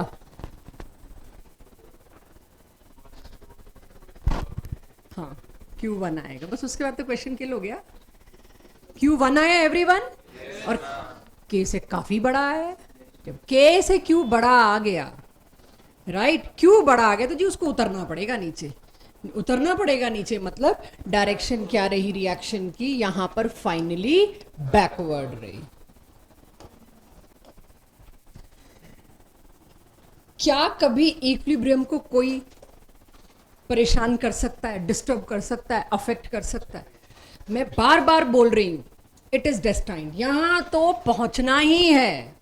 कुछ ही कर लीजिए, अगर कोई रिएक्शन रिवर्सिबल है वो इक्विलिब्रियम में आएगा ही आएगा। तो कुछ सोच के बोल रही हूं। तो अब मेरे पास आता है, क्या कोई फैक्टर इक्विलिब्रियम को तंग भी कर सकते हैं, डिस्टर्ब? मैंने कहीं नहीं लिखा कि ए की वैल्यू चेंज हो रही है। मैं फिर बता दूं कि ए की वैल्यू कभी चेंज नहीं होती, अगर टेम्परेचर चेंज ना हो तो। पूरे रूम का, लैब का, या जहां पर आप एक्सपेरिमेंट कर रहे हैं उस जगह का थर्मोस्टेट बदल दें, बात अलग है, अदरवाइज टेम्परेचर चेंज नहीं होता। सो फैक्टर्स अफेक्टिंग इक्विलिब्रियम में, affecting, disturbing, not changing value of के। 5 चीजें मेरे को समझ में आती हैं, पता नहीं अफेक्ट होता है कि नहीं होता, बात करनी है इन 5 के बारे में। क्या मैं किसी भी रिएक्टेंट और प्रोडक्ट की कॉन्सेंट्रेशन बदल दूं, इक्विलिब्रियम डिस्टर्ब होगा? बिल्कुल होगा। क्या मैं ये सब के सब एक एक करके बदल बदल के देखूंगी, परेशान करके देखूंगी, इक्विलिब्रियम अगर परेशान होता है तो फिर क्या होता है? यहां पहुंचना है मुझको। तो 5 हेडिंग्स हैं, एक एक 2-2 स्लाइड्स पे उसके क्वेश्चंस, थ्योरेटिकल और हेडिंग्स। ये पूरा हो गया तो मेरे को अगली क्लास में बहुत थोड़ा सा सिर्फ कुछ अच्छे न्यूमेरिकल और लेने पड़ेंगे जिस तरह के आते हैं, अदरवाइज केमिकल इक्विलिब्रियम खत्म है अगर ये टॉपिक खत्म है तो, ठीक है, इससे रिलेटेड क्वेश्चंस खत्म है तो अगली क्लास आधी तो लगी जाएगी। ये 5 हेडिंग्स हैं, एक एक करके मेरे को पढ़नी है। ये कोई नहीं पूछने वाला, इसलिए इन 5 हेडिंग्स को बेशक आप नोट करें ना करें, योर जॉब। एक एक हेडिंग पे अब आगे क्वेश्चंस होंगे। तो मेरा क्वेश्चन आप लोगों से, कैटलिस्ट के बारे में कोई विचारधारा? यहाँ पे कैटलिस्ट अफेक्ट करता है इक्विलिब्रियम को? यस, बट वैसे देखा जाए तो इक्विलिब्रियम तो सिवाय टेम्परेचर के किसी से अफेक्ट ही नहीं होता। लेकिन कैटलिस्ट क्या असर देगा, अपना असर क्या लेके आएगा? Any guess? बस, it do not affect equilibrium, it help in achieving equilibrium early। बस, जल्दी आ जाता है लेकिन इक्विलिब्रियम को हाथ नहीं लगाता, के की वैल्यू को 1 मिनट के लिए भी नहीं कुछ इधर उधर होने देता। It do not affect. तो कैटलिस्ट में तो मैं कुछ ही नहीं पढ़ाने वाली, एक ही लाइन लिखवाऊंगी, डू नॉट अफेक्ट, राइट। तो मैं पहली हेडिंग पे आऊं, वो पहली आ गई तो सारी आ गई। इन सारे के सारे इफेक्ट्स को पढ़ने के लिए मुझे एक प्रिंसिपल पढ़ना पड़ेगा जिन्होंने इन 5 इफेक्ट्स को लिया, that is le Chatelier's principle. इकलौता थ्योरेटिकल क्वेश्चन मेरे को मिलता है इस चैप्टर में, स्टेट ली चैटलियर प्रिंसिपल, या कोई केपी केसी की रिलेशनशिप पूछ ले, या कोई केसी का एक्सप्रेशन लिखवा ले, केपी का एक्सप्रेशन लिखवा ले। इसके अलावा यहां से कोई थ्योरेटिकल क्वेश्चन इस चैप्टर से एक्सपेक्ट भी मत करिए अभी तो। ये ली चैटलियर प्रिंसिपल, जो लिख रहे हैं लिखते रहें, जो सुन रहे हैं सुनते रहें, रिटेन करें। मैं थोड़ा स्लो बोल रही हूं, ये क्या है ली चैटलियर प्रिंसिपल, क्या कहता है? साइंटिस्ट ली चैटलियर ने एक चीज ऑब्जर्व करी बहुत डेप्थ से। अगर कोई सिस्टम इक्विलिब्रियम में है already, if a system in equilibrium is subjected to any kind of change, उसमें कोई भी आप चेंज करते हो, जैसे कि कॉन्सेंट्रेशन में चेंज, उसको टेम्परेचर बढ़ाने की कोशिश करना, मतलब उसको हीट देने की कोशिश करना, टेस्ट ट्यूब को गर्म करने की कोशिश करना, कमरे के टेम्परेचर की बात नहीं हो रही, थर्मोस्टेट को कोई नहीं छू रहा है, प्रेशर डाल दिया उसके ऊपर, प्रेशर घटा दिया, एटसेट्रा एटसेट्रा, मतलब 5 हेडिंग कवर कर रही हूं। कुछ भी आप इसको छेड़ने की कोशिश करोगे, इसको डिस्टर्ब करने की कोशिश करोगे, इक्विलिब्रियम का एक अपना मैकेनिज्म है, the equilibrium will move in either direction. तुरंत इक्विलिब्रियम या फॉरवर्ड भाग जाएगा या बैकवर्ड भागने लग जाएगा, ताकि आपकी उस डिस्टर्बेंस को क्या कर सके, अंडू कर सके। इक्विलिब्रियम की ये ताकत है, आपने 1 किलो रिएक्टेंट और डाल दिया, रुको 5 घंटे में उसको अंडू करके आ रहा हूं कि वापस अचीव होगा। आपने एक प्रोडक्ट ही बाहर निकाल लिया, डिस्टर्ब कितना बड़ा कर दिया आपने, प्रोडक्ट बाहर निकाल दिया। इक्विलिब्रियम डोंट वरी, कुछ घंटे दो, मैं दोबारा वो चीज कर रहा हूं। Equilibrium will undo every disturbance you try to give it except for whole concept of temperature। वो अलग बात है। तभी मैंने आपको फर्स्ट लेक्चर में कहा था, आपका दिल नहीं मानेगा लेकिन अभी कुछ दिन के लिए मान लीजिए, फिर ली चैटलियर आके कंफर्म करेंगे ऐसा हुआ क्यों। कि कुछ ही बढ़ाओ घटाओ, कुछ भी आप प्रेशर वॉल्यूम कुछ ही कर लो, के विल रिमेन अनअफेक्टेड। के की वैल्यू नहीं चेंज हो सकती।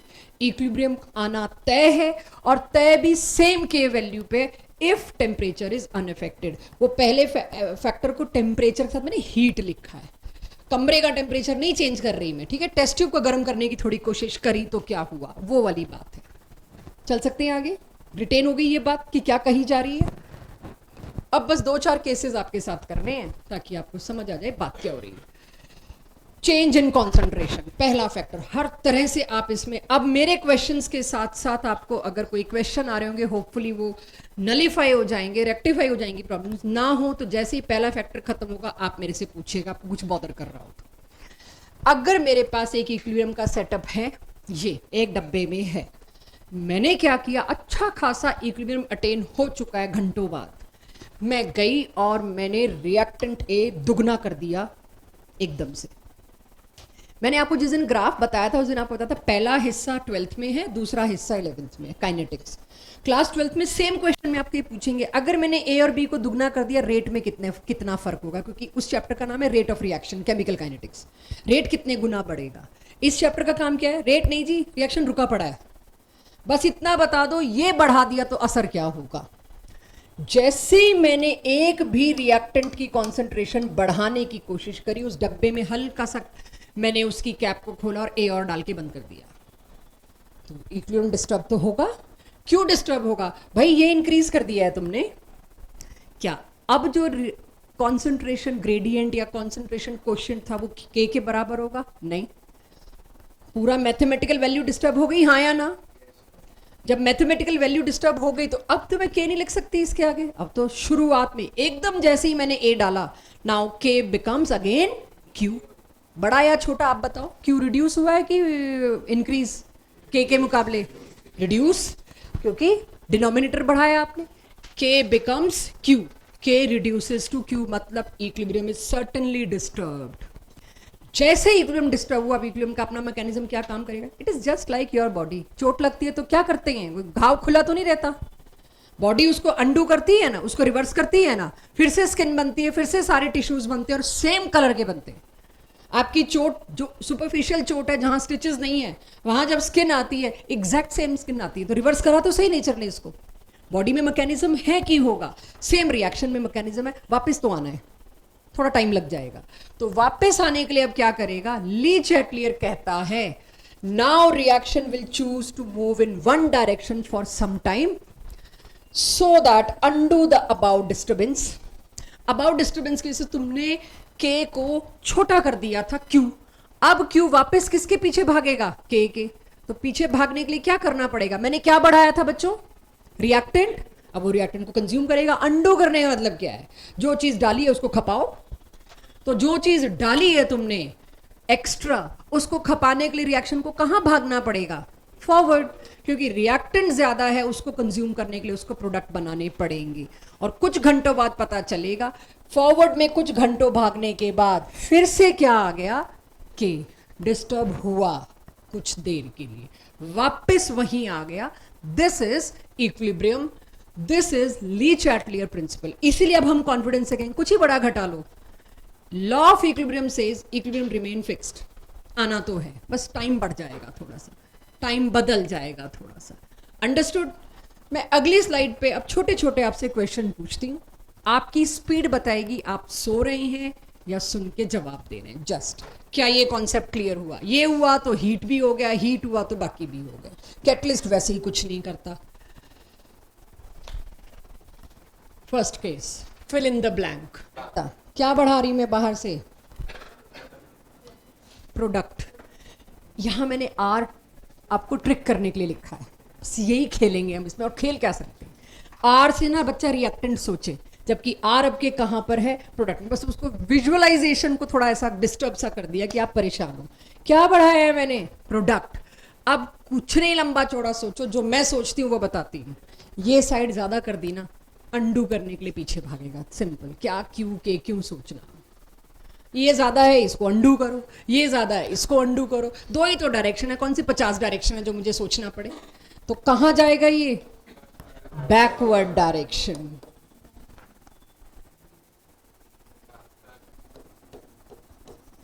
क्यू को बाहर निकालना शुरू कर दिया, कंसंट्रेशन डिक्रीज भी तो करें, कब से बढ़ा बढ़ा रहे हैं। अब जिसको तुमने बाहर निकाल दिया, अंडू करने का मतलब क्या है, उसको उतना ही बनाएगा। तुम बाहर निकालोगे ये उतना ही बनाएगा। तुमने क्यू को बाहर निकाला, ये उसको उतना ही बनाने के लिए किधर भागेगा, बैकवर्ड। क्लियर। तो मैंने कंसंट्रेशन बढ़ा भी दी, कंसंट्रेशन घटा भी दी, के वापस अचीव हो गया। बस उसके लिए क्या हुआ, किसी एक डायरेक्शन में दौड़ना भागना पड़ गया, थोड़ा कष्ट करना पड़ गया। क्लियर है सबको। हीट और टेम्परेचर चेंज, आई होप ये टेम्परेचर चेंज और वो टेम्परेचर चेंज का फर्क आपको पता हो। आई एम जस्ट ट्राइंग कि अगर मैं टेस्ट ट्यूब जिसमें इक्विलिब्रियम आया हुआ है, कंटेनर जिसमें इक्विलिब्रियम आया हुआ है, उसको थोड़ा सा हीट कर दूं तो, जबकि फिक्स है कि इस टेम्परेचर पे उसको हमने रखा हुआ है। अगर आप हीट देते हो या लेते हो, क्या उससे कुछ इक्विलिब्रियम पे असर पड़ेगा, ये थोड़ा ध्यान से, कॉन्सेप्ट वही लगेगा। अगेन सुनिएगा और शायद मेरे क्वेश्चन दिखाने से पहले आप आंसर दे पाएंगे। अगर ये डिपेंड करता है कि रिएक्शन एक्सो है कि रिएक्शन एंडो है। डीपीपी 1 में एक एक्सो एंडो का क्वेश्चन चला गया है, अब कर पाओगे आप उसको, बाई चांस चला गया, जाना नहीं चाहिए था। कोई 15 या 16 का ए या बी पार्ट में से कोई एक है, मुझे याद नहीं, जिसमें एक्सो एंडो है, तो वो अभी मत करना। अच्छा क्वेश्चन है, खराब नहीं करो अभी करके। अगर एक्सोथर्मिक है, क्या सब बच्चे थर्मोडायनेमिक्स से इस कंफर्मेशन पे हैं कि एक्सोथर्मिक ठीक लिखा है। एक्सो का मतलब क्या होता है, हीट इज इवॉल्व्ड। तो एक्सोथर्मिक का मतलब क्या है, मतलब पक्का हीट एक प्रोडक्ट है। अगर आपने यहां पर हीट को भी एक प्रोडक्ट की तरह ले लिया तो डिट्टो कॉपी सेम जो करके आ रही हूं, राइट। हीट को भी एक प्रोडक्ट मान लो। इफ टेम्परेचर इज इंक्रीज और टेस्ट ट्यूब इज हीटेड, क्या चीज बढ़ा रहे हो तुम, प्रोडक्ट। कहां जाएगा, बैकवर्ड। तो यानी कि अगर आप टेम्परेचर इंक्रीज कर रहे हो मतलब कोई एक प्रोडक्ट इंक्रीज कर रहे हो, कोई एक प्रोडक्ट इंक्रीज कर रहे हो मतलब उस प्रोडक्ट को कंज्यूम करना पड़ेगा। अब मेरे को रिएक्शन कह रहा है कि I have to consume this, तो प्रोडक्ट को कंज्यूम करने के लिए किधर जाना पड़ता है, बैकवर्ड। Concept clear. 2-3 केसेस पूछो, आंसर। हीट का क्या हो रहा है, एंडो मतलब हीट इज रिएक्टेंट। कूलिंग का मतलब क्या होता है, मैं हीट निकाल रही हूं। यहां सिर्फ शब्द का खेल खेल लिया मैंने, बस और कुछ नहीं। Cooling is done. मैंने क्या किया, इसको टेस्ट ट्यूब को थोड़ी देर के लिए आइस बाथ में डाल दिया। आइस बाथ में डालने का मतलब क्या, ठंडा कर रही हूं। ठंडा कर रही हूं मतलब ये कम कर रही हूं। अगर तुम रिएक्टेंट कम करोगे, इक्विलिब्रियम कहेगा मैं उसको वापस उतना ही लाऊंगा, तो डायरेक्शन क्या होगी, बैकवर्ड। ये सिर्फ फोकस से सोचने की बात है, तो ये 1 सेकंड का आंसर है। अभी यहां पर फ्रेश टॉपिक पढ़ा है और थोड़ा सा मेरा कंट्रोल है, और यही जब आप टेस्ट करते हैं या घर पे प्रैक्टिस करते हैं और कई डिस्टर्बेंस आपके आसपास हैं, आपका खुद का फोकस कम है, यही क्वेश्चन गलत होंगे। It's all about focus. Concept आने के बाद स्टिल आ गया सबको। अगर अब ये आ गया तो मेरे पास तीसरा चौथा फैक्टर तो है ही कुछ नहीं, कैटलिस्ट। वो तो मैंने पढ़ाना भी नहीं है, सिर्फ नो इफेक्ट लिखना है, बस जल्दी आ जाता है। इसे समझना, फिर इसके 2-3 आंसर्स, फिर मतलब क्लास तो खत्म ही है। आज मैं कोई टेस्ट नहीं ले रही जी। पिछले वाले का रीजन क्या है, रीजन ही दिया है मैंने आपको।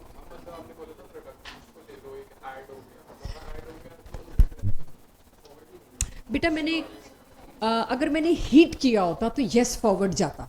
मैं क्या कर रही हूं, कूलिंग इज डन। कूलिंग का मतलब क्या है, इसको बीकर को मैं आइस बाथ में ले गई। आइस बाथ का काम क्या होगा, heat travels from hotter end to colder end. ये हीट निकल के, यस निकल के चलेगी आइस बाथ में। यस बेटा, प्लस हीट का मतलब क्या है, it is react reactant. Why it is reactant? Because it is endothermic. Endothermic reactions वो reaction होते हैं जिसमें heat consume होती है as a reactant. Endothermic reactions वो होते हैं जो heat के बिना हो नहीं सकते. और किसके बिना reaction नहीं हो सकता? Reactant के बिना. Right? That's why. किसी को कोई और confusion इसमें? इतना मेरे लिए बहुत है. प्रेशर, एक और इंफॉर्मेशन जो चाहिए थी वो किसी ने नहीं दी, वो है ये जो शुरू में यहां से थी, तो मैंने स्लाइड बदल दी थी, फिर अब कोई क्या ही देता. प्रेशर और टेम्परेचर का रिलेशन जब आया तब मुझे लगा कि यस कुछ काम की चीजें आ रही हैं. सिमिलरली प्रेशर और वॉल्यूम का भी कुछ रिलेशन होता है. आप प्रेशर बढ़ाओगे तो वॉल्यूम घटेगा, प्रेशर घटाओगे तो वॉल्यूम बढ़ेगा. राइट? ऐसा कुछ रिलेशन देखने को मिलता है. तभी आप देखते हैं जब आप हायर एल्टीट्यूड्स पर हैं वहां प्रेशर कम होता है. राइट? हायर एल्टीट्यूड्स पे अगर, यहां मैं वॉल्यूम का कोई रिलेशन नहीं बता रही क्योंकि बात हुई क्लास में तो बात कर रही हूं. हायर एल्टीट्यूड्स पे प्रेशर जब कम है, आपके ऊपर प्रेशर कम लग रहा है, आप जो एयर इनहेल कर रहे हो उसमें ऑक्सीजन तो वही है 20% जो यहाँ है. क्यों मेरे को वहां सांस लेने में तकलीफ है? जबकि वहां भी 20, और वहां तो शायद पोल्यूशन भी ना हो, वहां तो और प्योर ऑक्सीजन हो, फिर भी मेरे को क्यों सांस चढ़ रहा है? क्यों मुझे ऑक्सीजन सिलेंडर, सॉरी, क्यों मुझे डाइल्यूटेड एयर लेके जानी पड़ रही है या कॉन्सेंट्रेटेड एयर लेके जानी पड़ रही है? क्योंकि हायर एल्टीट्यूड पे मेरे पर एटमॉस्फेयर की लेयर पतली हो जाती है. एम आई राइट? अगर मैं सी लेवल पे खड़ी हूं तो एटमॉस्फेयर की इतनी मोटी लेयर है, मेरी बॉडी पे, ब्लड पे प्रेशर लग रहा है, जो ऑक्सीजन मैंने इनहेल करी लंग्स में वो ऑक्सीजन एब्जॉर्ब होगी क्योंकि प्रेशर से गई और ब्लड में एक्सचेंज होगी CO2 और O2. जैसे ही हम हायर ऑल्टीट्यूड पे गए एटमॉस्फेरिक लेयर इतनी हो गई. जैसे एटमॉस्फेरिक लेयर पतली हुई, आपके ऊपर प्रेशर लगना कम, आप पे प्रेशर लगना कम हुआ तो आपकी लंग्स में प्रेशर कम है, आप ऑक्सीजन एयर इनहेल भी कर रहे हो तो भी वो नहीं जा पा रही क्योंकि उसको ब्लड के साथ एक्सचेंज करने में थोड़ा प्रेशर हाई चाहिए. इसीलिए एनॉक्सिया होता है, पेनफुल सिचुएशन आती है. तो सिमिलरली जब आप स्कूबा डाइविंग करते हैं, अगर आप 10 मीटर, यूजुअली 10 या 11 मीटर मैक्सिमम होता है स्कूबा डाइविंग, अगर 10 या 11 मीटर नीचे आप जाते हैं, आपके ऊपर एयर के साथ साथ वाटर की कितनी मोटी लेयर आ गई, आपके ऊपर प्रेशर 10 गुना बढ़ गया, समझ लो 5 गुना बढ़ गया. जितना भी डेप्थ में गए आप 5 मीटर भी गए, प्रेशर तो बढ़ गया. पानी का वजन तो ज्यादा है, प्रेशर बढ़ते ही क्या होगा, वो एयर जो आप इनहेल, क्योंकि हम कहते हैं अलग से क्यों इतना एक्सपेंसिव सिलेंडर लेके जाना, एक पाइप लगा लो अपना ऊपर बोट पे और मोटर लगा लो, वही एयर नीचे आए और हम उसको इनहेल करें. जब जिस एयर पे मैं ऊपर जिंदा रह सकती हूँ उस एयर पे मैं नीचे भी जिंदा रह सकती हूँ. बट इतना ज्यादा प्रेशर उस एयर में, कौन सी गैस बहुत ज्यादा है? नाइट्रोजन. नाइट्रोजन इतनी ज्यादा है 80%. आप नाइट्रोजन भी आपकी लंग्स ले जाएंगी. It is not toxic gas. बातें बाद में Madhav, it is not toxic gas. आपके चिप्स के पैकेट में नाइट्रोजन ही भरी होती है, आप इनहेल कर रहे हो नाइट्रोजन, परफेक्टली फाइन, आप बड़े इजीली स्कूबा डाइविंग करेंगे, आप बिल्कुल हेल्दी रहेंगे. बट प्रॉब्लम कम्स जब आप ऊपर आएंगे. जैसे आप ऊपर आने लगे आपके ऊपर प्रेशर रिलीज, प्रेशर कम होते ही वो नाइट्रोजन जो जरूरत से ज्यादा डिसॉल्व हो गई आपके ब्लड में, वो क्या करेगी? वापस आएगी. जब नाइट्रोजन गैस आपके ब्लड से निकल के वापस आने लगती है, वो बबल्स की फॉर्म में आती है, और बबल्स ही बनेंगे गैस की जब निकलेगी. वो बबल्स इतना पेनफुल होता है अगर आपकी कैपिलरीज के थ्रू बाहर निकलता है. It's extreme painful situation and even a single bubble trapped in capillary will lead to immediate cardiac arrest. आपने सुना भी होगा, अभी एक सिंगर की डेथ भी हुई है स्कूबा डाइविंग में, नॉर्थ ईस्ट के सिंगर की, अ मंथ बैक, जिसपे काफी इन्वेस्टिगेशन भी चल रहा है. मतलब इंडिया के सिंगर की, नॉर्थ ईस्ट मतलब इंडिया के सिंगर की बात कर रही हूं मैं. ये इतनी फेटल सिचुएशन है. आप नाइट्रोजन इनहेल करके जैसे ही आप ऊपर आए वो बबल्स बनेंगे और वो बबल्स आपको बहुत, बेंड्स कहते हैं उसको, इस मेडिकल सिचुएशन को. So this is what you gather from your day to day life, something about pressure. One more thing about pressure is, pressure बढ़ाया तो वॉल्यूम क्या होगा, उसके एवज में, उसके ऑपोज में, उसके प्रेशर में, उसकी वजह से क्या होगा, वॉल्यूम घटेगा. अगर अब मैं कुछ भी एक इक्विलिब्रियम अच्छा खासा आया हुआ उसमें प्रेशर बढ़ा घटा दूं, कुछ डिस्टर्ब कर दूं प्रेशर को, तो अब उस प्रेशर को डिस्टर्ब करने पर क्या डिस्टर्बेंस दूंगी, या प्रेशर बढ़ाऊंगी या घटाऊंगी. दो ही पॉसिबिलिटी हो सकती है. इक्विलिब्रियम आया हुआ है अच्छा खासा और मैंने छेड़ दिया उसको प्रेशर बढ़ा घटा के. उसको आप अनडन कैसे कर सकते हैं, अनडू कैसे कर सकते हैं आप, मतलब रिएक्शन. By volume change. उसके ऑपोज में कोई वॉल्यूम चेंज हो जाए तो वो ऑलरेडी अंडू हो गया। क्या मतलब है इस बात का? इस बात का मतलब चेक, ये हेबर प्रोसेस है। अमोनिया बनाना इज हेबर प्रोसेस। इसके ऊपर जो प्रेशर लग रहा था इक्विलिब्रियम आया हुआ सबसेट है। अब मैंने क्या किया, मैंने प्रेशर बढ़ा दिया। क्या इक्विलिब्रियम डिस्टर्ब होगा? पहले तो इस पे बात करनी है। यस, इसका केपी फर्क हो जाएगा भाई, हो जाएगा कि नहीं? प्रेशर्स डिस्टर्ब हो गए। और छोड़ो केपी, इसका केसी भी डिस्टर्ब होगा, क्योंकि प्रेशर आप चेंज करते हो तो कहीं ना कहीं वॉल्यूम पे तो इफेक्ट आता है। खैर, इसको इस तरह से नहीं पढ़ना जैसे अभी बात हो रही है, अभी इसको सीधा एक बात करनी है। प्रेशर गैसेस को अफेक्ट करेगा ही करेगा, इक्विलिब्रियम को अफेक्ट करेगा ही करेगा। प्रेशर बढ़ाओगे पक्का इक्विलिब्रियम डिस्टर्ब होगा। उसको अंडू करने के लिए क्या करता है सिस्टम? अपना वॉल्यूम कम करता है। प्रेशर बढ़ाते ही, जैसे ही प्रेशर आपने बढ़ाए सिस्टम पे, सिस्टम ने क्या किया भाई? वॉल्यूम कम की तरफ जाओ। रिएक्शन भी कहां भागेगा उसको अंडू करने के लिए? वॉल्यूम कम की साइड। तो जरा ध्यान से एक बार देखें, अगर मैंने प्रेशर इंक्रीज किया, volume should decrease to undo pressure change. Pressure change वैसे नहीं दिखेगा जैसे पहले केसेस में दिख रहे थे। प्रेशर को अंडू करने के लिए तुम्हें वॉल्यूम घटाना पड़ेगा। कंटेनर भी वही कर रहा है, कंटेनर फटा तो नहीं। आप देखिए, प्रेशर को बढ़ाया तो वॉल तो नहीं टूटी। क्या किया रिएक्शन ने? चलो वॉल्यूम कम कर लेते हैं, आप आओ। वॉल्यूम कम करना है। रिएक्शन वॉल्यूम किस डायरेक्शन में रिएक्शन का वॉल्यूम कम हो रहा है पता ही नहीं मेरे को। तो फिर मैं गई हेल्प लेने एवोगैड्रो लॉ की। एवोगैड्रो लॉ कहता है वॉल्यूम ऑफ और नंबर ऑफ मोल्स तो प्रोपोर्शनल होते हैं। एसटीपी पे 1 मोल का वॉल्यूम 22.4 लीटर, यहीं से आया था। एसटीपी पे 2 मोल का वॉल्यूम 44.8 लीटर, यानी मोल और वॉल्यूम तो डायरेक्टली प्रोपोर्शनल है। तो इसका मतलब प्रेशर बढ़ाते ही रिएक्शन वहां भागेगा जहां नंबर ऑफ मोल्स कम हो रहे हैं। प्रभनूर, किस डायरेक्शन में नंबर ऑफ मोल्स कम हो रहे हैं? फॉरवर्ड कि बैकवर्ड? मैंने बैलेंस नहीं किया हुआ इसको।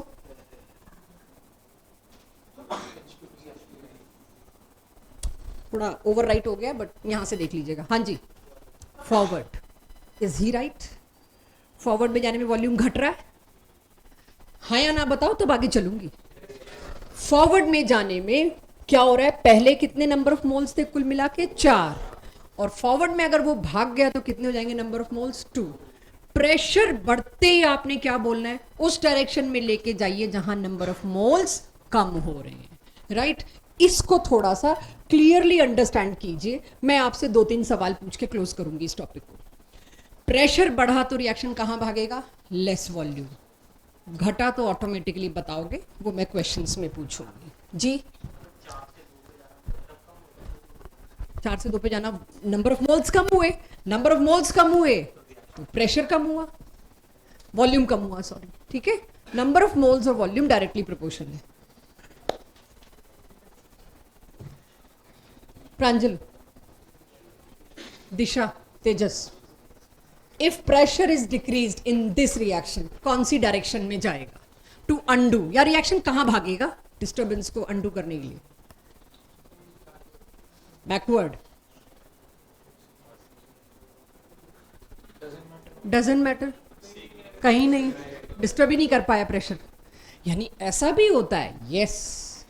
अगर प्रेशर बढ़ाने घटाने पे रिएक्शन में डिस्टर्बेंस नहीं हो रही, पक्का इधर जाने में कहीं वॉल्यूम चेंज नहीं हो रहा, डिस्टर्ब ही नहीं कर पाए। So which direction? No direction, no disturbance. Pressure disturb ही नहीं कर पाया इसको, ठीक है। मैं देख भी नहीं रही मैंने क्या लिखा है, सबका कॉन्फिडेंस देख रही हूँ, बस गलत हो तुम्हारा दोष। मैं सिर्फ बॉडी लैंग्वेज और कॉन्फिडेंस, फॉरवर्ड ही होगा, मैं पलट के भी नहीं देख रही, मुझे नहीं याद क्या लिखा है। सो प्रेशर अगर हम इंक्रीज करते हैं, कहां भागता है रिएक्शन? कम मोल्स की साइड। क्लियर सबको? तो यहां पर मेरे पास प्रेशर के केसेस हुए खत्म। अब आपके पास इस क्वेश्चन का जवाब दीजिए और जाइए, आराम से देख लो, जल्दी नहीं है मेरे को। ये इतना इसलिए दिखा दिया कि आपके पास अप्रोच हो। आज बहुत कुछ आया तो ओवरवेलमिंग ना हो जाए, अप्रोच हो। K will be proportional to volume.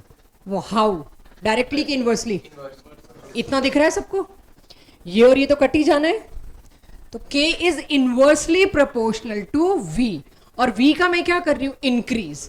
Volume अगर मैंने इंक्रीज कर दिया के क्या होगा, डिक्रीज, डिक्रीज टू क्यू। अब आपने के को डिक्रीज करके क्यू बना दिया, तो क्यू को अब अल्टीमेट क्या करना पड़ेगा, फिर बढ़ना पड़ेगा किसकी तरफ जाने के लिए, के की तरफ। क्यू को बढ़ना है तो फॉरवर्ड, कोई केस ऐसा आता क्यू को घटना है तो बैकवर्ड। तो रिएक्शन की डायरेक्शन क्या हुई आपके लिए, ये हर रिएक्शन पे डिपेंड करेगा कि डायरेक्टली प्रोपोर्शनल टू वॉल्यूम भी हो सकता है, इनवर्सली प्रोपोर्शनल टू वॉल्यूम भी हो सकता है, ठीक है।